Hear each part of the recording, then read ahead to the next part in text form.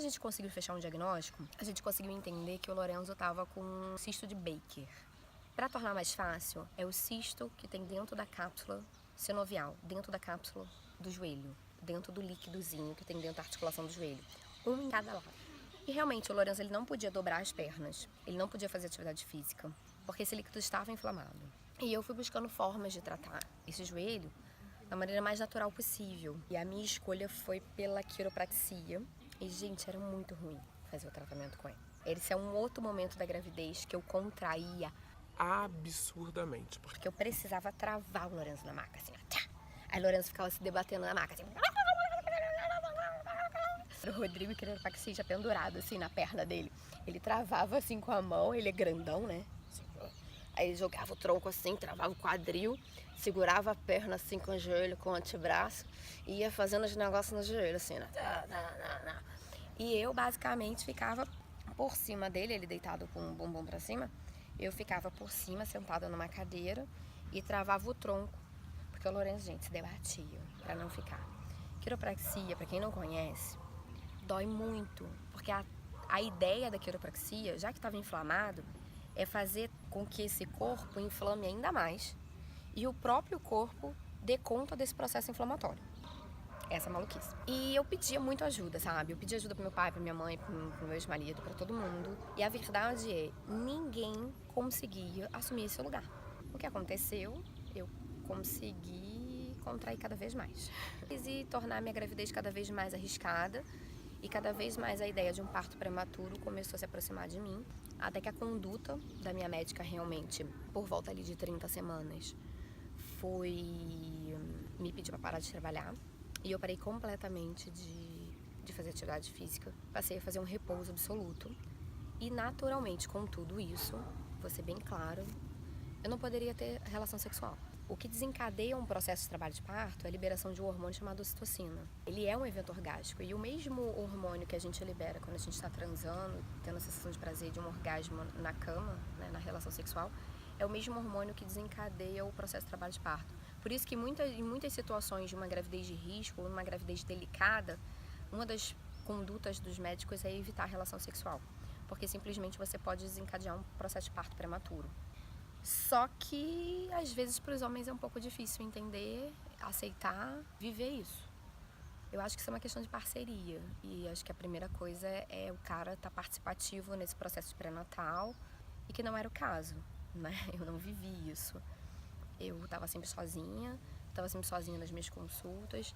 As minhas escolhas por médico também foram bem sozinha, apesar de eu tentar sempre conversar. Então, realmente, eu fiquei muito sozinha nisso tudo. Eu tava sozinha em resolver a escola do Lorenzo, eu tava sozinha em resolver as questões que aconteciam com a gravidez, eu tava sozinha nas escolhas do parto, e eu ainda tinha que dar conta da casa, porque nem empregada todos os dias eu tinha, então assim, eu ainda tinha que chegar em casa, cozinhar, tomar conta. E a minha decisão, quando chegou nessa reta, assim, de realmente você precisa ficar de repouso absoluto, foi me mudar pra casa da minha mãe. Gente, eu mudei de lugar porque estava no falatório. Por volta de 30, 32 semanas, como eu tava falando pra vocês, eu fui pra casa dos meus pais. Realmente no intuito de me proteger, de descansar, de poder fazer esse repouso. Pensa, tava vindo de uma gestação muito conturbada, muita coisa acontecendo ao mesmo tempo. Tava num ritmo, gente, muito acelerado da vida. E realmente estava difícil eu conseguir me conectar com essa gestação. Realmente foi muito difícil, foram coisas da vida, coisas que acontecem na vida de todo mundo. Eu tinha questões emocionais muito sérias, né? Eu sempre falo assim, gente, se eu tiver que escolher uma palavra para a gestação da Mel, eu me senti muito sozinha. Tudo, né? Tipo assim, tudo eu tinha que fazer, tudo eu tinha que resolver. Ninguém realmente abraçou a causa ou resolveu algo por mim. Foi bem difícil para eu conseguir realmente me concentrar. Então a melhor estratégia que eu fiz foi realmente para casa dos meus pais. E nisso eu programei uma viagem, só eu e Lorenzo. E foi muito bacana, porque os meus pais me levaram nesse hotel e a gente teve um momento só nosso. O fato de eu sair do cenário, assim, sabe? Rio de Janeiro, médico, família, problemas, eu consegui relaxar. E depois dessa viagem, realmente as minhas contrações desaceleraram. Eu entro numa fase mais zen, mais tranquila. Eu tava com 33 semanas quando a gente fez essa viagem. Eu fiquei com um pouco de medo até de ir, pelo cenário que tava. Mas eu me conectei, porque nessas 2 semanas que eu fiquei na casa da minha mãe, sem trabalho, com a minha mãe me ajudando com o meu filho, eu conseguia perceber que eu tava precisando desse contato, sabe? Precisando desse contato sozinha, desse contato só eu e o meu filho, eu e minha cria mesmo, assim, bem honesta, bem instintivo. E foi muito legal, porque eu consegui me conectar com a natureza. E quando eu voltei, eu iniciei um trabalho que eu achei de extrema importância, mas uma pena que eu não tenha começado antes, que foi um trabalho de acompanhamento perinatal com uma doula, que era psicóloga também, que tinha um acompanhamento terapêutico e que foi de extrema importância. Foi onde eu comecei a encarar os meus medos, os meus traumas. Eu me dei conta que por mais que eu soubesse, sobre parto, racionalmente falando, a gente vai no YouTube, a gente lê livro, a gente lê isso, a gente se prepara. Racionalmente falando, a gente se prepara para o parto, né? Existe uma outra preparação muito maior do que você possa imaginar, que é você realmente encarar aquele cenário, você encarar aquele momento emocional, aquele contexto familiar, aquela mulher naquele processo, como que é isso, do que você tem medo de verdade, porque enquanto você está lendo, você não está se conectando com o que você tem medo de verdade. Você até tem um poder de decisão, de escolha, quero isso ou quero aquilo, mas você não se conecta com aquilo que realmente te gera medo. A verdade é essa. Mas infelizmente eu achei que foi um tempo muito curto para entrar em contato com tantas questões. Foram muitas questões que surgiram. Se eu me arrependo de alguma coisa realmente na minha gravidez, foi de não ter me preparado emocionalmente para minha escolha de parto, principalmente porque eu estava nessa escolha sozinha. Como muitas mulheres, a minha mãe nunca teve um parto normal, a minha mãe não tem essa experiência positiva para me passar, eu não tenho uma experiência positiva da minha avó, pelo contrário, a minha bisavó morreu no parto da minha avó. E isso foi uma coisa que eu cresci a vida inteira ouvindo. Pra minha família, eu era maluca. Mas alguém aí é maluca pela escolha por um parto normal, natural?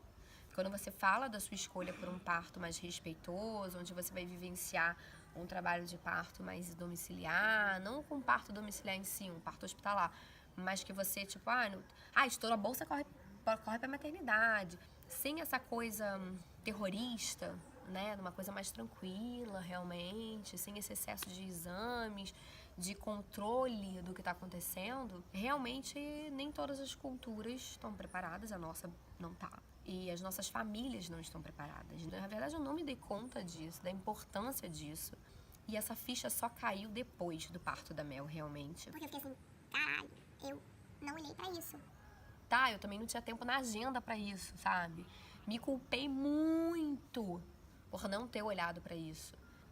Eu também não tinha consciência de que isso era tão importante, sabe? Eu não tinha consciência de que essas crenças estavam dentro de mim, estavam enraizadas em mim, da morte da minha avó, de eu não ter nascido de parto normal, da minha mãe ter entrado em trabalho de parto e a médica falar pra minha mãe: Fecha as pernas porque ela não pode nascer de parto normal. E me tirar, tipo assim, dentro do canal vaginal, tudo acontecendo, de me tirar numa cesariana. Tudo isso faz parte da minha história, sabe? Tudo isso pra mim hoje faz muito sentido. Tá tudo aqui dentro, tá tudo registrado em mim. E eu tive que fazer todo um processo de busca depois, e que a gente vai cada vez mais falar sobre isso, de tudo que aconteceu nesse parto. Então eu vou fechar esse vídeo hoje. Não perca o próximo vídeo, eu vou contar sobre o nascimento da Mel e sobre essa minha escolha. Eu quero deixar claro pra vocês que tudo que você tá vivendo, que você já viveu, tem como mudar, né? Basta a gente buscar informação, a gente querer se trabalhar, a gente querer se cuidar, se autoavaliar.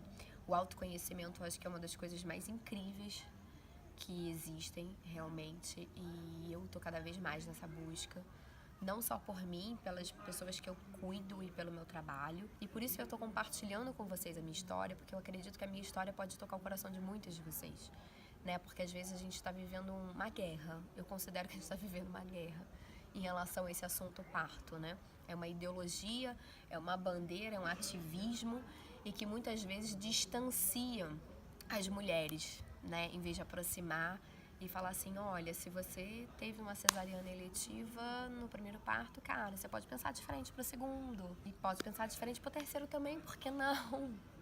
E a gente tá aqui pra se ajudar. Essa foi minha gravidez, nada perfeita, nada romântica, nada calma, muito real, muito dia a dia de muitas mulheres, né? E eu queria contar pra vocês que eu sou tão real quanto vocês, que a gente tá junta. E se você gostou desse vídeo, compartilha com as amigas, se tem alguém vivendo essa situação, se tem alguém se sentindo sozinha. Curta, compartilha, se inscreve no canal, porque eu tô aqui pra vocês, por vocês, porque eu poderia guardar essa história só pra mim. E eu resolvi compartilhar com o mundo tudo que eu vivi para que outras mulheres possam se sentir acolhidas, não se sentirem sozinhas e possam também fazer novas escolhas, tá? É isso que eu queria deixar pra vocês, ó. Um grande beijo e até o próximo vídeo.